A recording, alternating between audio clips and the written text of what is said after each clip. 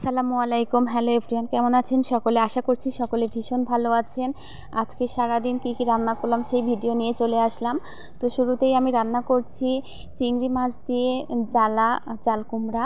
একদমই কচি ছিল, এটা গাছ থেকে সকালেই পেরে বিক্রি করতে নিয়ে এসেছিল, সেটাই কিনে এনেছে।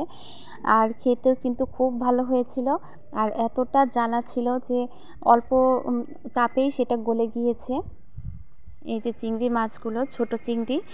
আর তারপর রান্না করেছি হাঁসের মাংস। অনেক দিন পর হাঁসের মাংস রান্না করছি। আজকে বাসায় মেহমান আছে, এ কারণে একটু বিশেষভাবে রান্না করছি। আর এই মাংসগুলোকে কেটে কুটে ধুয়ে নিয়ে এবার আমি মশলার মধ্যে দিয়ে দিচ্ছি, বেশ কিছুক্ষণ কষিয়ে নিব। আর হাঁসের মাংসটা যত বেশি কষানো যায় তত বেশি টেস্ট হয়।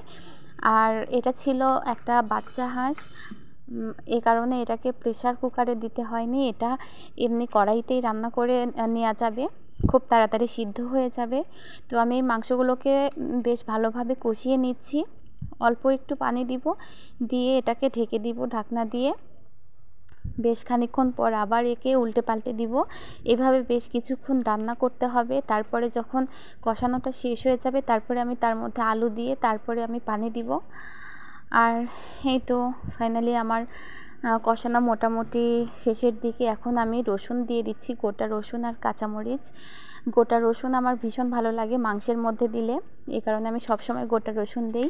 আর এই যে আমার কষানো শেষ, এই পর্যায়ে দেখেন কালারটা কিন্তু খুব দারুণ এসেছে, একদম খয়েরি কালার হয়েছিল। মনে হচ্ছিল এভাবেই খেয়ে নিই, কালা ভুনা যেমন হয় ঠিক তেমনই হয়েছিল। আর এবার আমি এর মধ্যে আলু অ্যাড করে দিব। আলুগুলোকে ভেজে নিয়েছি, আমি ভেজেই রান্না করি সব সময়। তো আলুগুলোকে এর মধ্যে কষিয়ে নিব কিছুক্ষণ, 2-1 মিনিট কষিয়ে নিয়ে তারপরে পানি দিয়ে দিব। এতে আমি বেশ কিছুটা ঝোল দিয়ে দিব।